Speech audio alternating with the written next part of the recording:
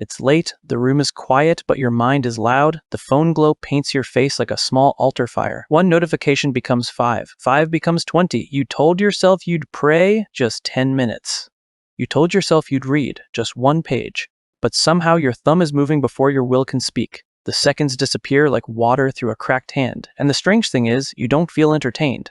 You feel drained, like something fed on you while you stared. Here's the reframe. Distraction isn't a habit. It's a spirit of division trying to keep you split, shallow, and harmless. So what is it? Are you just busy, or are you under attack? There's a reason you can't stay locked in even when you want to. You've tried the apps. You've deleted Instagram twice. You put your phone across the room, face down, on airplane mode, and you still found a way back to it before the sun came up. You tell yourself it's discipline. You tell yourself it's willpower. You tell yourself tomorrow will be different. But tomorrow looks the same. Because the problem isn't your effort. The problem is you're diagnosing it wrong. You think you're lazy. You think you lack focus.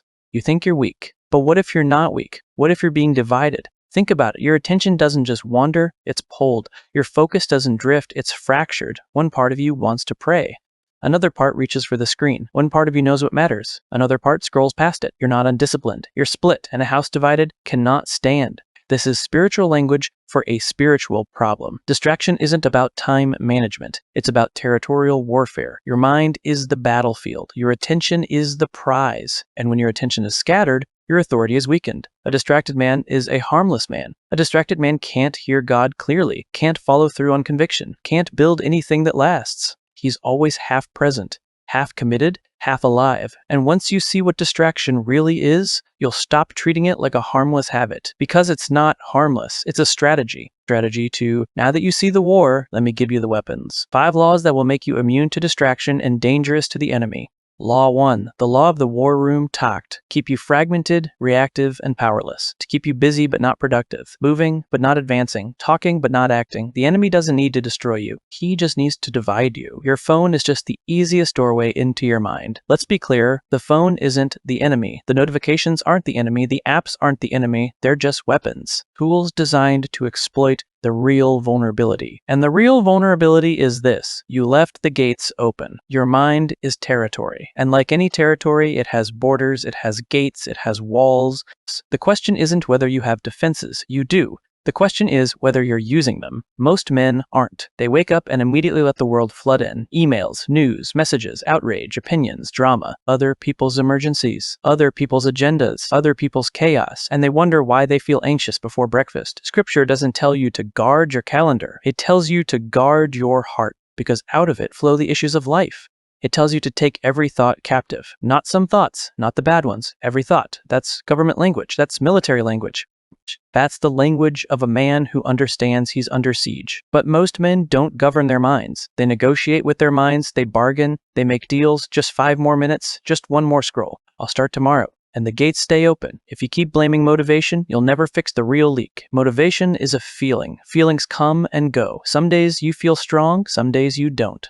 Some days you feel inspired. Some days you feel empty. But feelings don't guard gates. Decisions guard gates. You don't need more inspiration. You need better architecture. You need to close the pathways that let chaos flood in before you even realize you're drowning. The problem isn't that you're weak. The problem is you're unguarded. And here's the truth most men don't want to hear. The solution begins with you, not your circumstances, not your schedule, not your stress level. You have to govern yourself before God will trust you to govern anything else. Distraction isn't random. It follows a pattern designed to keep you scattered and weak. Whatever can pull your focus can pull your life. Let me say that again. Whatever can pull your focus can pull your life. Because attention isn't just where you look. Attention is the steering wheel of your destiny. Where your attention goes, your energy follows. Back. Where your energy goes, your time follows. Where your time goes, your life follows. This is why the war for your attention is the war for your future. And you're losing it in increments so small, you don't even notice. A notification here, a scroll there, a video, a thread, a rabbit hole, 5 minutes, 10 minutes, an hour, and you look up and the day is gone. Here's what that actually costs. You check your phone somewhere between 50 and 150 times a day. For many people, it's even more. Every time you do, you're not just glancing, you're switching. and every switch fractures your focus. A single distraction can cost you anywhere from 5 to 25 minutes to fully refocus on what you were doing. Most men lose hours daily in these micro fragments, not because they're scrolling for hours straight, because they're bleeding focus in 1,000 tiny cuts. And they never notice the theft, because distraction doesn't feel like theft. It feels like relief. It feels like a break. It feels like you're doing something, but you're not doing something. Something is being done to you. You're being managed, directed, herded, controlled. And here's the truth that'll make you uncomfortable. You can't serve two masters. You can't give your attention to chaos and expect to build a kingdom. You can't feed the algorithm and expect to hear from God. You can't be half present with your family and expect them to trust you with depth. Attention equals control, and distraction equals surrender. In a few minutes, I'll give you the exact system that makes you immune. But first, you need to feel the weight of this, because if you don't see distraction as division, you'll treat it like a preference. I should probably check my phone less. I'll try to be more present. No, this isn't about trying. This isn't about preference. This is about warfare. Distraction is an attack on your calling, an attack on your clarity, an attack on your capacity to hear God and follow through. And you can't fight what you won't name. So name it. You're not distracted because you're busy. You're distracted because you're under siege. You're not scattered because you're weak. You're scattered because someone benefits from keeping you that way. But here's the good news. You've been surrendering. But surrender is a choice, which means you can choose differently. You've been surrendering. But surrender is a choice, which means you can choose differently. And that's exactly what we're about to do. Now that you see the war, let me give you the weapons. 5 laws that will make you immune to distraction and dangerous to the enemy. You've seen the diagnosis. Now here's the system that makes distraction powerless.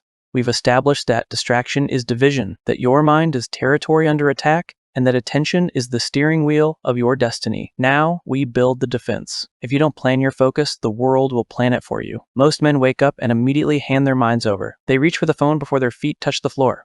They scroll through other people's chaos before they've even said good morning to God. They let the headlines set their mood, the notifications set their pace, and the algorithm set their priorities.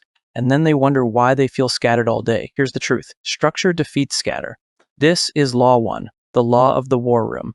Every great victory is won before the battle begins. Jesus knew this. Before the crowds came, before the miracles, before the demands. He withdrew early. While it was still dark, he made decisions about his focus before the world could make demands on his attention. David trained in private before he faced Goliath in public. The war room is where you make decisions before the battle, not during, not after, before. Because once the day starts, you're reacting, and a reactive man is a defeated man. So here's what the war room looks like in practice. First 30 minutes of your day, no screen, none, not email, not news, not messages, not even music with lyrics. Just you, God, and silence. Then you write down today's one mission, not 10 things. Not a list that makes you feel productive but leaves you spinning. One mission, the thing that, if you do nothing else today, you can say the day mattered. Then you block 2 deep work focus windows. 2 hours where you do not check anything, respond to anything, or let anything interrupt. You decide what those windows are. You guard them like they're sacred, because they are. Most men drift. But you decide. This next part will feel too simple until you realize simplicity is power. Of it, temptation is rarely strong, access is. This is Law 2, bust. The law of gates. You don't fail because you're weak. You fail because the pathway is wide open and you're trying to resist it with willpower alone. Hope. Willpower is a muscle. It gets tired. By noon, you're exhausted from resisting the same thing 17 times. And eventually, you give in, not because you wanted to, but because the gate was open and you were tired of holding it shut. So stop holding it shut. Close it. This is the principle. Friction kills compulsions. When you have to unlock your phone, open an app, type in a password, wait for a load screen, every barrier gives your mind 1 more second to remember who you are and what you're about.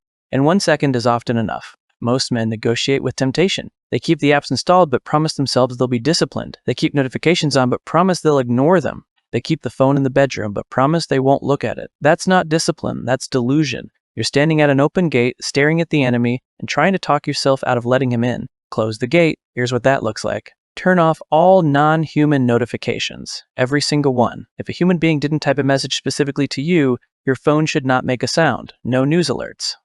No app updates. No, someone liked your post. Nothing happening.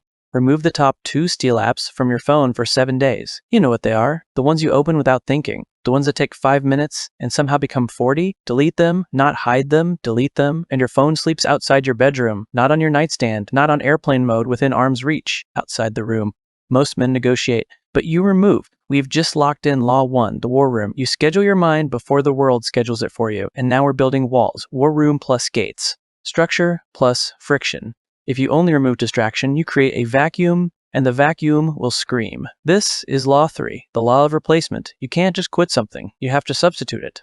Because here's what happens when you delete the apps, turn off the notifications, and put the phone away, you feel the void, and the void is loud. Your hands don't know what to do. Your mind starts to itch. The boredom feels unbearable, and if you don't have something to fill that space, you'll go back to the thing you removed. This is why most men fail. They remove the weed, but don't plant anything stronger. Replacement beats resistance. Look at how Jesus handled temptation in the wilderness. He didn't fight the devil with willpower. He didn't try to outthink the lies. He responded with scripture. Every single time, it is written, it is written, it is written. He replaced the lie with truth. He replaced the temptation with the word. That's the model. So here's the drill. When the urge hits, and it will hit you, do 3 things in 90 seconds. First, stillness. Stop moving, stop reaching. Just breathe for 30 seconds. Let the wave pass. Because most urges are just waves. They crest and they fall. You don't have to ride them. Second, 1 verse. Out loud if you can. Speak it. Let the truth replace the noise. It doesn't have to be long. Be still and know that I am God. I can do all things through Christ. The Lord is my shepherd. Just 1. Third, 1 physical reset. Stand up, walk outside. Do 10 push-ups. Splash water on your face. Change your location. Your body and your mind are connected. Move your body and your mind follows. 90 seconds. That's it. And then you replace the scroll with something that actually fills you. An audiobook sermon, worship music, reading, a walk, a conversation, prayer. You're not removing entertainment, you're replacing junk food with nourishment. In the next law, we go from less distracted to dangerous. Most men think discipline is about removing bad things, and it is. But that's only half the equation. The other half is installing something so strong that the bad things lose their appeal. You've removed the pathways, your fractions. You've replaced the patterns. Remove plus replace equals stable change. But now we're going deeper. Because for some of you, distraction isn't just about dopamine, it's about avoidance. You've removed the pathways and replaced the patterns. But there's something deeper we need to face, something most men avoid until it destroys them. Because the first 3 laws disarm distraction. These next 2 make you dangerous. Distraction is often a sedative for a wound you refuse to name. You scroll because you're afraid, you binge because you're grieving, you refresh because you're ashamed. You consume because there's something you don't want to feel, something you don't want to face, something you don't want to admit. And the noise covers it up for a while, but the wound doesn't heal in the dark. It festers. And every time you reach for distraction instead of dealing with what's underneath, you're choosing numbness over healing. This is Law 4. The law of painful clarity. Most men think they're distracted because they lack discipline. Some are, but many are distracted because they're avoiding something that terrifies them. A conversation they need to have, a decision they need to make, a truth they need to confess, a failure they need to grieve, a dream they're too afraid to chase, so they scroll instead. And scrolling costs nothing in the moment, but over time, it costs everything. Because you can't build a life on avoidance. You can't walk into your calling while running from your truth. You can't become the man God created you to be while hiding from the man you actually are.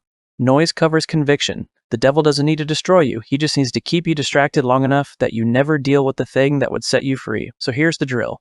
Every night, 10 minutes. Journal. 1 question. What did I avoid today? Not, what did I do today? Not, what am I grateful for? Those are fine questions. But this one cuts deeper. What hard conversation did I postpone? What task did I put off because it scared me? What truth did I distract myself from feeling?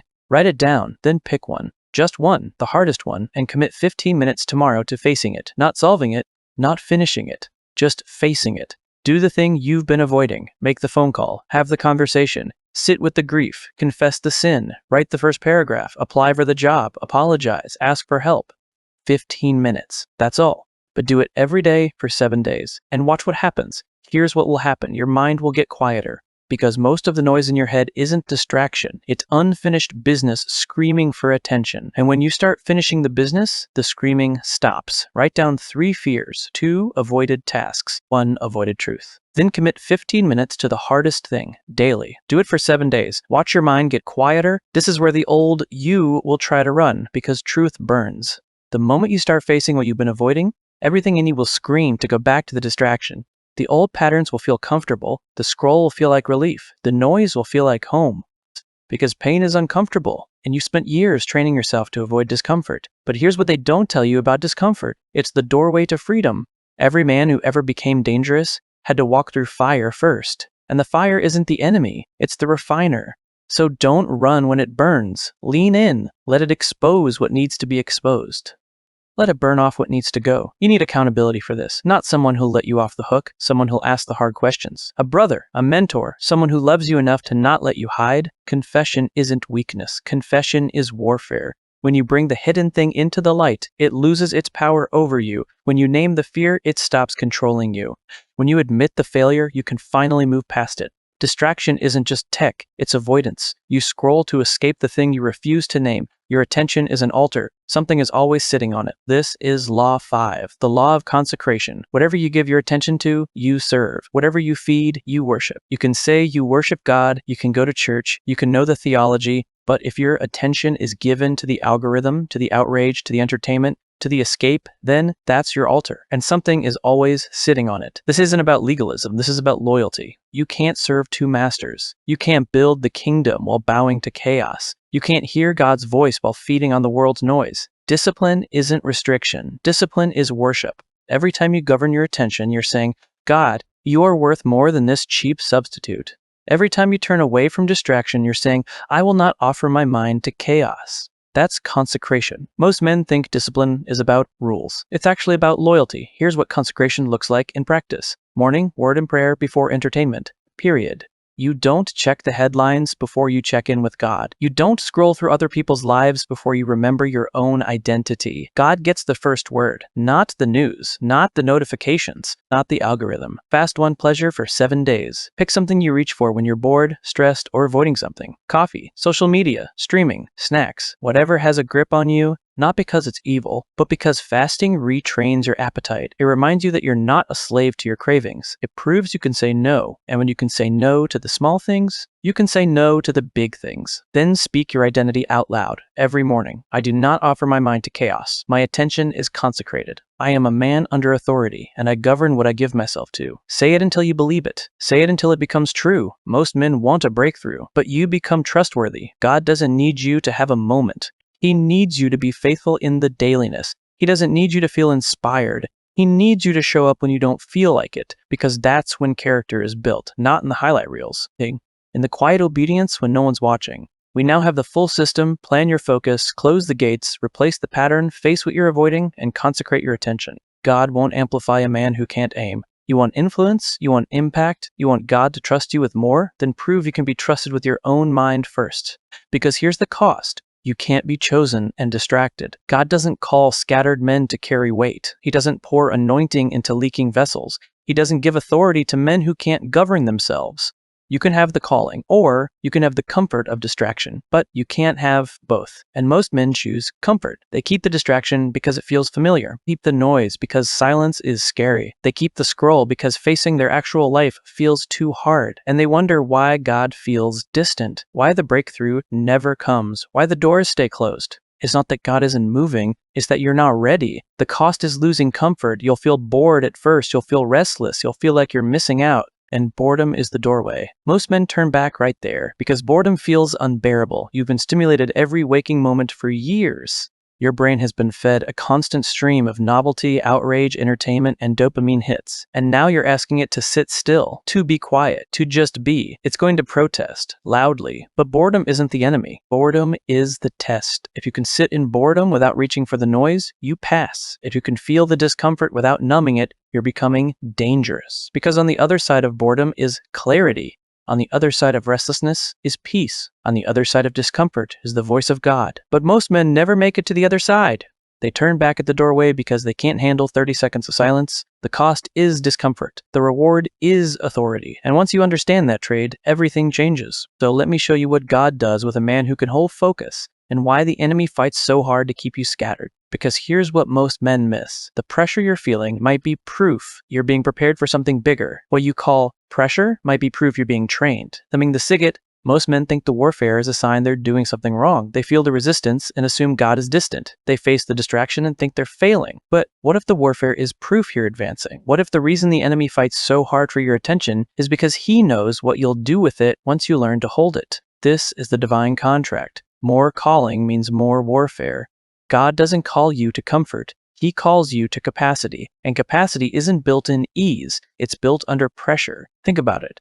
Every man in Scripture who carried weight faced opposition proportional to his assignment. Moses had Pharaoh, David had Saul, Daniel had Babylon, Paul had Rome. The greater the calling, the fiercer the fight for your focus. Because the enemy doesn't waste ammunition on men who aren't dangerous. He doesn't bother distracting men who aren't going anywhere. But a man who can focus, a man who can hear God clearly and follow through without flinching, a man who can hold his mind steady under pressure, that man is a threat, and the enemy will do everything in his power to keep you scattered, reactive, and fragmented, because he knows what happens when you get focused. So here's the reframe. If you're under attack, it might mean you're under assignment. Now, let's be grounded about this. Is distraction a spirit? Is it a system? Is it a weakness in your brain chemistry and habit loops? Yes, it's all of it. And you don't need to choose. Maybe distraction is spiritual warfare designed to keep you from your calling.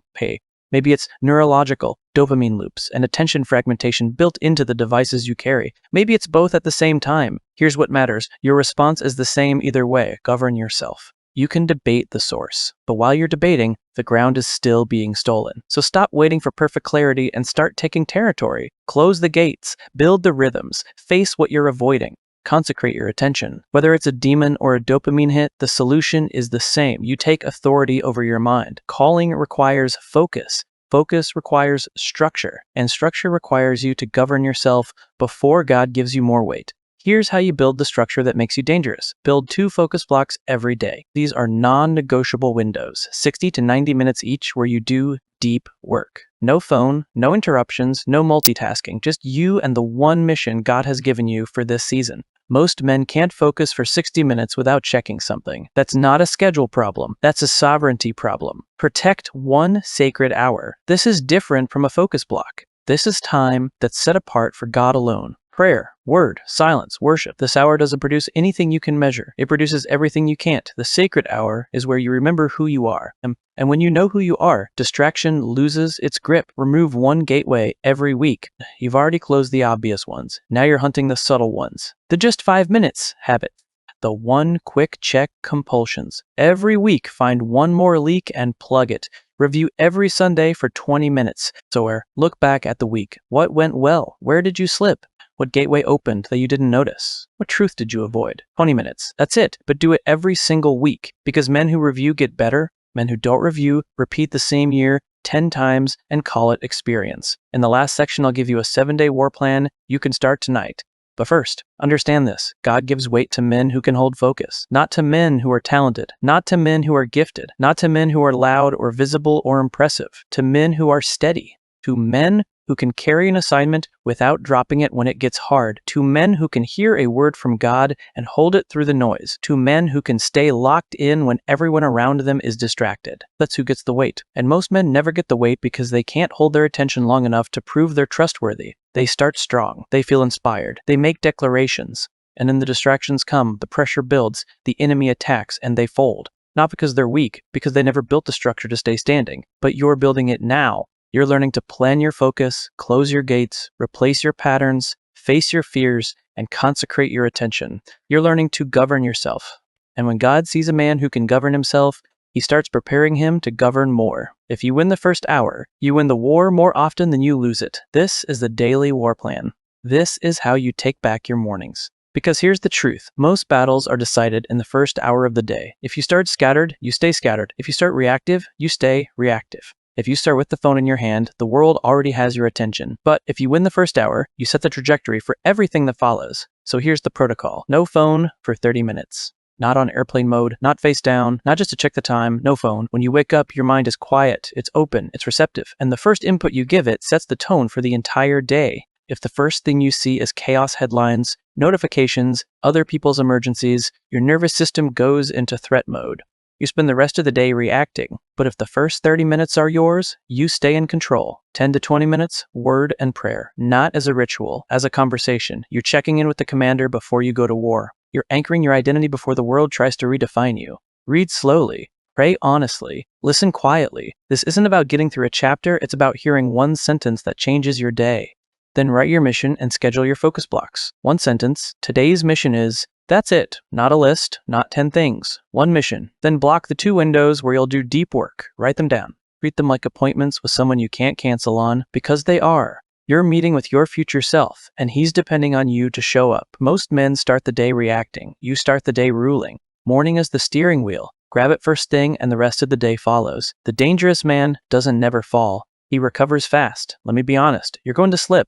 You're going to have a morning where you reach for the phone before your feet hit the floor. You're going to have a day where the focus block gets interrupted. You're going to scroll when you meant to pray. That's not failure. That's being human. The difference between a dangerous man and a defeated man isn't perfection, it's recovery speed. So here's the 3-minute reset. When you slip, and you will, don't spiral. Don't beat yourself up. Don't turn one slip into a full relapse. Just reset. Stand up. Physically change your position. Walk outside if you can. Movement breaks the mental loop. Breathe. 3 deep breaths. Slow inhale. Slow exhale. Let your nervous system reset. Short prayer. 10 seconds. God, I'm yours. Realign me. That's it. You're not confessing for 15 minutes. You're just recalibrating. Then do one hard action within 5 minutes. Not tomorrow. Not later. Right now. 5 minutes. Call the person. Write the sentence. Make the decision. Do the push-ups. Take the step you've been avoiding. One hard action proves to your brain that you're back in control. Reset in 180 seconds. Do one hard action within 5 minutes. Then return to your next focus block. This is how you stop turning one slip into a full relapse. Because most men don't fall because they slipped once. They fall because they let the slip become a spiral. One distraction becomes an hour. One missed morning becomes a lost week. But you're not most men. You slip, you reset, you move forward. Recovery speed beats perfection. Give me 7 days and you'll feel your mind come back online. Not 7 months. Not 7 weeks, 7 days. And I'm not promising you'll be perfect. I'm promising you'll feel the difference. You'll notice the clarity returning, the noise quieting, the grip loosening. 7 days of intentional warfare against distraction. 7 days of building the structure that makes you dangerous. Here's how it works. Day 1 and 2, remove the gateways. This is where most men want to negotiate. I need my phone for work. I need notifications for emergencies. I can't just delete everything. Stop negotiating. Start removing. Delete the apps that steal your time. You know which ones they are. The ones you open without thinking. The ones that promise 5 minutes and take 40. Gone. Turn off every notification that isn't from a human being typing directly to you. News alerts, app updates, likes, comments, all of it. Off. Move your phone out of your bedroom, not on airplane mode, not face down on the nightstand, out of the room, charging in the kitchen, charging in the bathroom, anywhere but where you sleep. 2. Day 1 and 2, close the gates, make access hard. Day 3 and 4, replacement rituals plus the morning lock. Now you've removed the pathways. Time to install the new pattern. Start every morning with the protocol. 30 minutes, no phone. 10 to 20 minutes, word and prayer. Write your one mission. Block your 2 focus windows. Do it before you do anything else. Before email, before coffee, before the world gets a vote. When the urge to scroll hits, and it will use the 90-second reset. Stillness. 1 verse, 1 physical movement. Then replace the scroll with something that actually fills you. Worship music instead of the news. Sermon instead of a podcast about nothing. Reading instead of scrolling. Walking instead of sitting with the phone. You're not removing entertainment, you're replacing junk with nourishment. Day 3 and 4, build the morning rhythm and train the replacement reflex. Day 5 and 6, clarity work. Now you're stable enough to face what you've been avoiding. Every night, 10-minute journal. What did I avoid today? Write it down. Then pick one hard thing. The conversation you're postponing. The decision you're delaying. The task that scares you. The truth you don't want to admit. Commit 15 minutes tomorrow to facing it, not solving it, just facing it. Do the thing you've been avoiding. Make the call. Have the conversation. Sit with the grief. Write the first sentence. Apologize. Ask for help. 15 minutes. That's it, but do it every day and bring it into the light. Tell someone, a brother, a mentor, someone who won't let you hide. Confession isn't weakness. Confession is warfare. Day 5 and 6. Face what you're avoiding and drag it into the light. Day 7. Review, recommit, and upgrade one boundary. Look back at the week. What went well? Where did you slip? What gateway opened that you didn't notice? What pattern tried to reassert itself? Write it down. Be honest. Then recommit. You're not starting over. You're locking in what worked and adjusting what didn't. And upgrade one boundary. Find one more leak and plug it. One more subtle distraction. One more just 5 minutes habit. Remove it. Day 7. Review the week and tighten the defenses. If you do this, you won't just be less distracted. You'll be feared by distraction. Because here's what happens when you follow this protocol for 7 days. You prove to yourself that you can do it. You prove that distraction doesn't own you. You prove that you're not a slave to the algorithm. And once you prove it to yourself, something shifts. The phone loses its pull. The scroll loses its grip. The noise loses its power. You start to feel your mind again. The clarity, the quiet, the focus. And you realize you've been living underwater for years and you just came up for air. This is the moment you stop living split. You've seen the diagnosis. Distraction isn't a habit, it's division. A strategy to keep you fragmented, reactive, and harmless. You've learned the 5 laws. Plan your focus in the war room. Close the gates and build friction. Replace the pattern, don't just remove it. Face what you're avoiding. Consecrate your attention as worship. You've counted the cost. Boredom, discomfort, silence. But the reward is authority. And God doesn't amplify men who can't aim. You've understood the contract. More calling means more warfare, and God gives way to men who can hold their focus under fire. You've received the protocols: win the first hour, reset in 3 minutes, run the 7-day war. Now it's time to choose. Your old life will try to buy you back with noise. The distractions will come back, the algorithms will adjust, the notifications will find new ways to interrupt. The old patterns will whisper that you're being too extreme, too rigid, too intense, and you'll be tempted to go back, to negotiate, to let just one thing slide, to believe the lie that you can manage it this time. Don't, because the moment you open the gate again, the flood comes back. The moment you let the noise return, you lose the clarity. The moment you stop governing yourself, someone else starts governing you. Your old life will offer you comfort. But comfort is the enemy of calling. You can't be both comfortable and consecrated. You can't be both distracted and dangerous. You can't be both scattered and trusted with weight. So, when the old life comes calling, remember this. You're not going back to who you were. You're becoming who you're meant to be. And that man doesn't negotiate with distraction. He removes it. Guard your gates. Aim your mind. Serve God with your attention. This isn't a suggestion. This is a commission. You are a man under authority. And the first territory you're called to govern is your own mind. So guard your gates. Don't just lock them, remove the pathways, make it hard for chaos to enter. Aim your mind, decide what you're building, write it down, block the time, protect it like it's sacred, because it is. Serve God with your attention, because whatever you give your attention to, you worship. And you were made to worship the one who made you. This is your assignment, not someday, today. Right now, your mind is territory. And you get to decide who occupies it. Will it be chaos? Will it be the algorithm? Will it be distraction and noise and other people's emergencies? Or will it be the voice of God, the mission He's given you, and the man He's calling you to become? You decide. And when you decide, don't just think it, do it. Close this video, open your phone settings, delete the first app, turn off the first notification, move the phone out of your bedroom tonight, start the 7-day war, not tomorrow, tonight. Day 1 begins now. Comment dangerous below if you're in. Let me know you're starting the focus war tonight. Not as a vow to me, as a declaration to yourself. Because the world has enough distracted men, enough scattered men, enough men who mean well but never follow through. The world doesn't need more potential. It needs more follow-through. And God doesn't need more talent. He needs more faithfulness. So become faithful, become focused, become dangerous. Guard your gates, aim your mind. Serve God with your attention. This is the commission. Now walk in it.